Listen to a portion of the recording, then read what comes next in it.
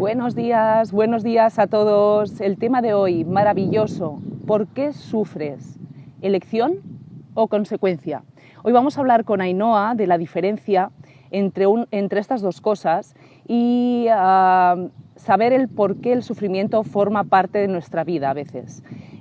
Una de las claves perfectas es que no sabemos aceptar todo lo que nos viene encima, todo lo que nuestra vida nos intenta mostrar.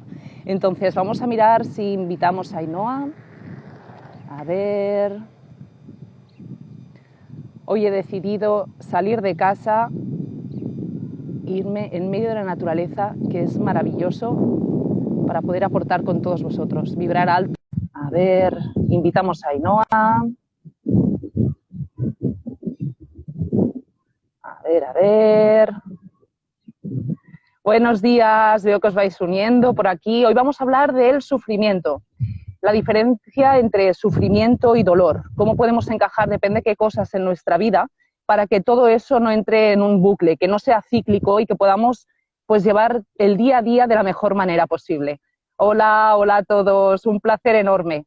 A ver si encontramos a Ainhoa por aquí. A ver. Buenos días. El sufrimiento no tiene por qué formar parte de nuestra vida. El dolor es totalmente diferente. Ese es el tema que vamos a abordar hoy. A ver si encontramos por aquí a Ainhoa. Darme un momentito. A ver. No sé si vosotros os habéis encontrado alguna vez en una situación parecida que parece que no podáis salir del problema, que no paráis de darle vueltas a las cosas una y otra vez, de manera cíclica, y es mucho más sencillo salir de ese sufrimiento que al final no forma parte de nuestra vida. Sí que es cierto que forma parte de nuestra condición como humanos, pero no forma parte de nuestro interior absoluto, ¿eh? A ver si la encontramos por aquí. Vamos a volver a invitarla. No sé si es que hay un problema de conexión, pero esto enseguida lo tenemos solucionado. Ya os lo digo yo, que está solucionado en un momentito. ¡Hola! ¡Buenos días! Estoy escuchándote desde el principio. Te he enviado la solicitud y le he dado a aceptar a la tuya, pero no nos conectaba, no pasa nada. Pequeños retos, ¿eh? Empezamos la mañana así con alegría. Las cosas que íbamos comentando, ¿no? Lo de la parte del sufrimiento. Cuando uno acepta, si aceptas que la realidad es la que es, pues el sufrimiento desaparece. Entonces aquí, en vez de estar sufriendo por no poder conectar, he tenido la paciencia y he disfrutado de esa introducción y aquí estamos. A ver, ¿qué podemos decir a las personas que nos están escuchando ahora mismo para que se den cuenta de que son dos cosas totalmente diferentes? Es decir, podemos pasar por traumas, ¿no?, en la vida, ya sea un divorcio, una muerte de un ser querido, pero ¿cómo podemos hacer entender y que lo fácil que es, que no es lo mismo ese dolor instantáneo que puedes sentir a ese sentimiento cíclico que te hace estar continuamente en un bucle de victimismo, de dolor absoluto y que no tiene nada que ver una cosa con la otra? Claro, a ver, yo lo que he aprendido es que la parte opcional del sufrimiento existe porque el sufrimiento es cuando tú no aceptas la realidad. Tú sufres, una cosa es que la realidad que estés experimentando en ese momento duela, efectivamente, la vida duele muchas veces, como tú has comentado antes, puede fallecer un ser querido y que una persona tenga trabajada la aceptación no significa que se quede impertérrito ante el fallecimiento de un familiar. Pero cuando no acepto esa situación y cronifico ese momento y no sigo avanzando y mi vida se ve paralizada totalmente por esa circunstancia, es cuando me he agarrado al clavo ardiendo del sufrimiento y me resisto a soltarlo porque no he aceptado esa situación. Aceptar la realidad nos evita el sufrimiento porque nos hace entender, primero, que lo que sucede no es responsabilidad nuestra. Siempre habrá cosas de las que sean responsabilidad nuestra en nuestra vida y otras que no. Ocuparnos de lo que podemos solucionar, ¿verdad, Ainhoa? Eso siempre, siempre. Eso siempre, responsabilizarte de tu parte, pero no ir más. Y aquí hay que tener mucho cuidado porque muchas veces el ego espiritual te juega una mala pasada cuando estás en algún momento de crecimiento personal o quieres obligar a que todo el mundo entienda la importancia de la aceptación y eres tú entonces el que no acepta que esa persona esté en ese proceso Así y a es. ella le hace todavía estar pues enganchado a lo que sea, ¿no? Entonces la aceptación parte de ahí. Cuando yo entiendo que no todo lo que sucede es responsabilidad mía, algunas cosas sí tendré que ocuparme de ellas y otras no.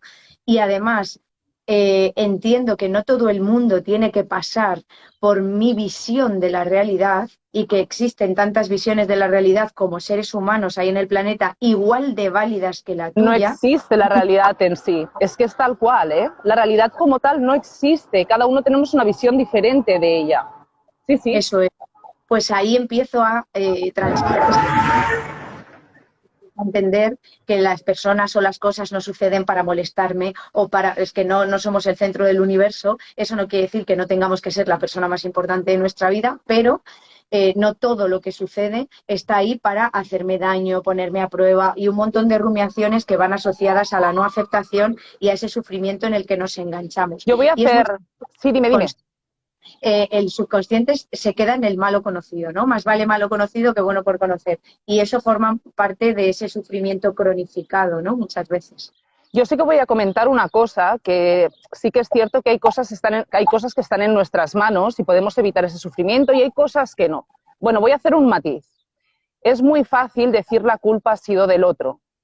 Tú siempre tienes el poder de decidir hasta dónde llegas, hasta dónde aguantas.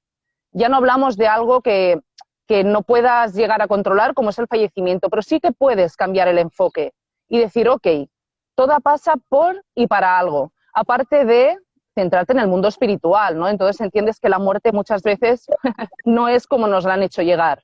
Pero tú tienes el poder de decir hasta aquí llego, no aguanto más. ¿Qué puedo hacer con mi vida para dejar de sufrir? Y no apalancarte en esa situación. No, ya está, esto ya está bien. Más vale malo conocido que bueno por conocer. No, por favor, rompamos eso. Tenemos el poder de tener una vida plena, una vida capaz. Solo tenemos que darle la vuelta, confiar en nosotros y empezar de verdad a buscar soluciones. No hacer que el problema se haga crónico. Entonces es cuando ese dolor deja de ser un dolor momentáneo para formar parte de nuestra vida y acabar hundidos, Ainhoa. Acabamos hundidos. Entonces vamos a tomar decisiones, por mucho que nos cueste. Vamos a ser fuertes y vamos a analizar qué es lo que nosotros tenemos que hacer para que ese dolor, ese sufrimiento no forme parte de nuestra vida. Es fundamental.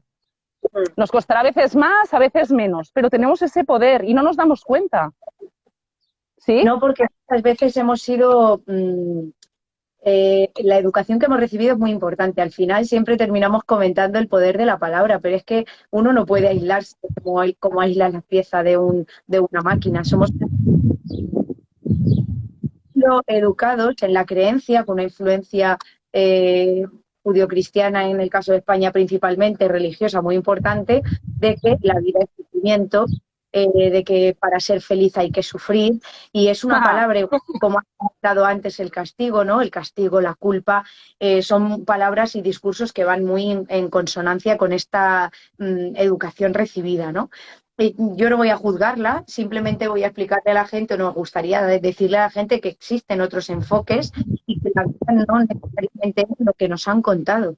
Y lo más interesante para mí es que cada uno inicie ese viaje personal de exploración de lo que para esa persona significa realmente estar vivo y que quiere elegir visualizar y cómo quiere elegir afrontar, que no enfrentarse, porque cuando uno ve la vida como una lucha y ese discurso bélico también hay mucho sufrimiento detrás. Ha hecho daño, ¿eh? Sí. Afrontar, claro, cómo elige afrontar la realidad y qué significado quiere conferirle a las cosas que suceden, ¿no? Porque, por ejemplo, hablando, como hemos mencionado la muerte, vamos a poner este ejemplo, hay muchas culturas para las que la muerte es algo que se celebra, porque la gente no vive la muerte como yo, que sigo vivo, he perdido a esa persona y como Así no es. nos sentimos a perder, ¿no? Como dice Albert Espinosa, si nos enseñaran a perder, ganaríamos más al final, ganaríamos siempre.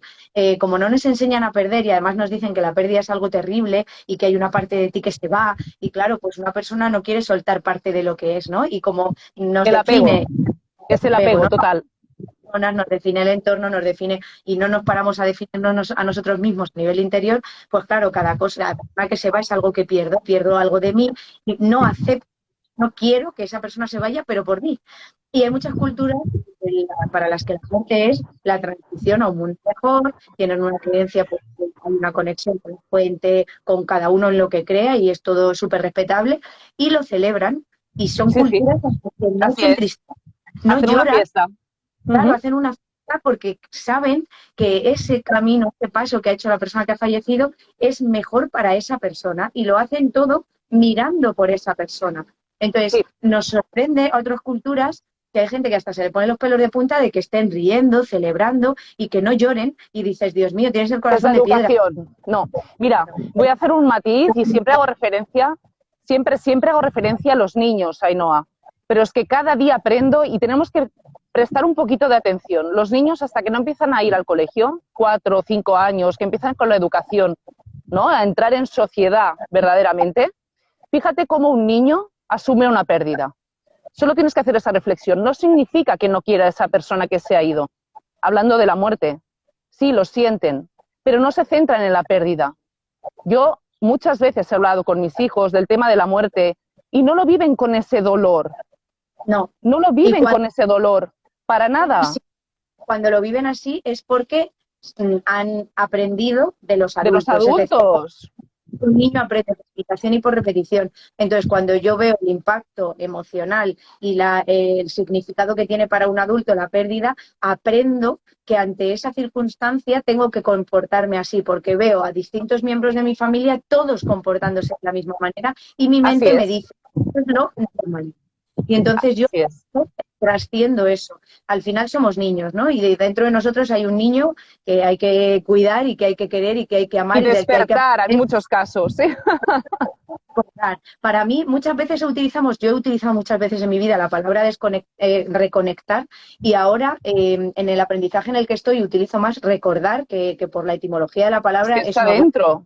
Sí, sí. es una parte del corazón. Y es un recordar porque se nos olvida la parte divertida, exploradora, la parte de asombrarte por cada cosa que sucede en la vida, pues porque nos han contado que madurar significa renunciar a todo eso y no es así. No es Uno así. puede No, madurar y no desconectarse de su niño interior, ¿no? Entonces, sí.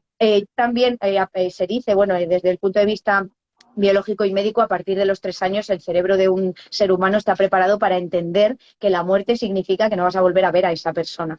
Pero no, eso no entraña el concepto social y emocional atribuido por la educación que hemos recibido a lo que implica la muerte. Y eso es justo lo que tú has explicado. Y Así es es. súper... Y ya no yendo a temas tan duros, ¿no? Quizá porque la pérdida la tenemos muy integrada como es que es un duelo tremendo, igual que un divorcio a veces, ¿eh? Son duelos tremendos. Pero fíjate tú también cómo los niños asimilan cualquier tipo de problema, sufrimiento, tienen una capacidad de desconexión, es decir, tengo un problema, ok, me dura 2 minutos, pero enseguida se centran en otra cosa y superan eso. Ahí es donde nos tenemos que centrar. Es decir, hay métodos muy fáciles, muy sencillos para parar esa cabeza. Algo tan sencillo como ponerte música y ponerte a cantar para que tu cerebro deje de funcionar cuando estás entrando en ese círculo, ¿no? Pero vamos a utilizar esos mecanismos. Si conscientemente tenemos un momento en el que detectamos que estamos en ese momento, vamos a romperlo. Intentarlo, poneros música, cantar. Ya veréis cómo vuestro cerebro automáticamente deja de pensar en ese problema. Es tal cual. Muchas veces cuando los niños, lo que decías tú, cuando no saben solucionar un problema, como puede ser un divorcio, Ainhoa, o cualquier cosa, muchas veces es información que le han metido los progenitores en la cabeza una y otra vez, dañando ese pequeño cerebro y esa manera de pensar, y por eso lo sufren. Si no son capaces de solucionar el problema ellos solos, es que el problema no está, es un momento de dolor, y tiran para arriba, lo solucionan. Ahí nos tenemos que centrar. Esa es la parte, no quedarte enganchada en la emoción, lo que no significa no sentir esa emoción, pero es no sufrir por ella, ¿no? Esa emoción que esa circunstancia está allí y que tú vas a poder participar en la parte en la que tú puedas hacerlo, porque no siempre uno puede ante una circunstancia que le incomoda, no siempre el 100% está en nuestra mano, que tú vas a participar de la parte que depende de ti y después vas a elegir cómo te afecta el resto de la situación, ¿no? Yo me centro en 3 cosas cuando quiero cambiar, porque yo he sido una persona a lo largo de mi vida súper rumiadora por la excesiva necesidad de control del exterior, algo incontrolable, Sí. pues ahí puse mi objetivo, con lo cual, ¿qué me ha pasado? Pues que he vivido muchos años de mi vida sufriendo, sufriendo y sufriendo, porque el exterior no es siempre controlable al 100%, ¿no? Entonces, cuando trabajé esta parte de aceptación, me enfoco en cambiar el lenguaje, cambiar el discurso. Cuando yo me descubro, que todavía me pasa porque soy un ser humano, rumiando a lo mejor en algo, pues porque estoy más cansada, un día estoy más lo que sea. El lenguaje es decir, presto atención a qué me estoy diciendo, cuál es eso que yo estoy pensando, ese peliculón, que es como yo lo llamo, o cambio la fisiología, si estoy sentada me pongo de pie, me voy a caminar, me pongo a saltar, peine, pero es que al final hay que hacer Funciona, sí. o cambio el enfoque. Entonces busco, como bien has dicho tú que hacen los niños, busco otra cosa que me saque en lo que me estoy enfocando. Eso no hace que lo que haya sucedido desaparezca, pero sí mi interpretación y mi experiencia en ese momento sobre esa circunstancia. Y cuando he cambiado el enfoque, y muchas veces a lo mejor hablarlo con otra persona es muy interesante, porque tú le cuentas a otra persona aquello que te está generando sufrimiento, una persona que tiene otra visión de la vida, te puede dar una visión que tú no te estás esperando, puede a lo mejor minimizar el impacto tan grande que tú te crees que eso que te ha sucedido tiene en tu vida y darte un enfoque totalmente diferente y utilizar unas facturas diferentes y además cambiar su corporalidad, la manera en la que te escucha, en la que lo recibe, los gestos, el lenguaje no verbal, ¿no? 70% de la comunicación. Y cuando se lo cuentas a otra persona, a lo mejor dices, joder, ya solo el verbalizarlo muchas veces pierde fuerza, porque si yo Pero lo tengo una vez, Ainhoa. sí, No caer en ese voy a explicarlo, revivo, voy a explicarlo, revivo, que eso es fácil para la mente, no lo siguiente. Tienes razón. pues forma parte de la trama, ¿no? La rumiación. Sí, sí. Y ahora a ver qué me dice y al final lo que pasa es que todo el rato estás enfocada Haciendo en lo mismo, sí, sí. Entonces, cuando cuentas a alguien, esa persona te puede dar su punto de vista, no te lo tomes de manera personal porque que te dé su visión de la realidad no es un ataque contra ti. Entonces, esta parte Sí. es importante, tengo siempre muy presente el libro de los 4 acuerdos, porque para mí sí, me ha simplificado mucho la vida y en esto en concreto, en la parte de la aceptación, me ha ayudado un montón, porque cuando entiendes que no todo lo que pasa es hacia ti, contra ti, para ti, por ti, pues, jolín, te relajas un montón y la mochila del sufrimiento se vacía mucho, ¿no? Totalmente. Mira cómo es el cerebro, es curioso. Ya sabéis que me dedico a terapias energéticas, ¿no? Y trabajo en inconsciente.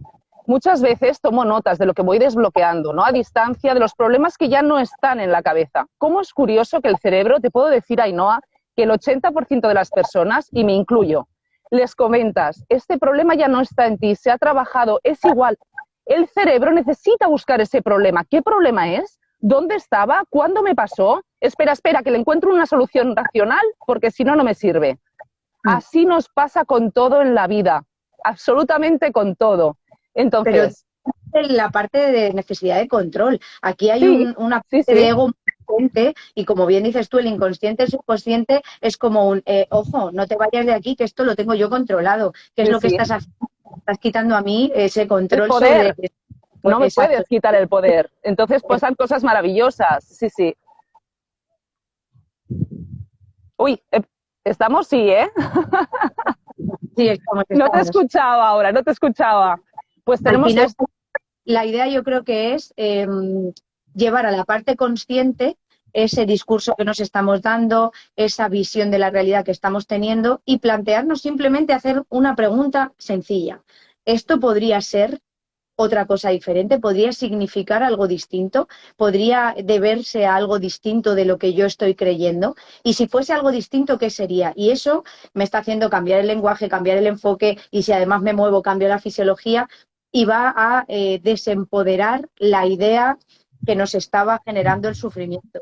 Y yo aquí utilizo muchas veces en terapia, utilizo mucho la escritura emocional. Y le digo a la persona, cuando piense, ponla en un cuaderno, aunque sea una tormenta de ideas, aunque te parezcan frases inconexas, aunque sea como un bombardeo de distintas cosas, porque estás, por un lado, relajando la mente, sacando todo ese barullo de información, toda esa nebulosa que tienes ahí dándole vueltas, y cuando lo bajas al papel y después lo lees en voz alta, es una doble lectura, la visual y la que Sanas. estás viendo, que luego la escuchas, pierde tanta fuerza que hasta la propia persona, hay veces que a mí me han dicho en terapia, pues que lo he escrito y me ha parecido tan ridículo al leerlo después, y sin embargo llevaba un montón de días dándole vueltas, que me limitaba, que me enfermaba, que tenía molestias abdominales, que tenía, y al final es sacarlo de aquí, porque aquí todo parece inmenso. Y el punto diferente también, ¿eh, Ainhoa? También está el punto diferente. A veces al sanar, al escribir y luego leer, te encuentras con emociones encontradas, tal cual. Total. Empiezas a llorar, no puedes escribir, pero una vez que lo has hecho,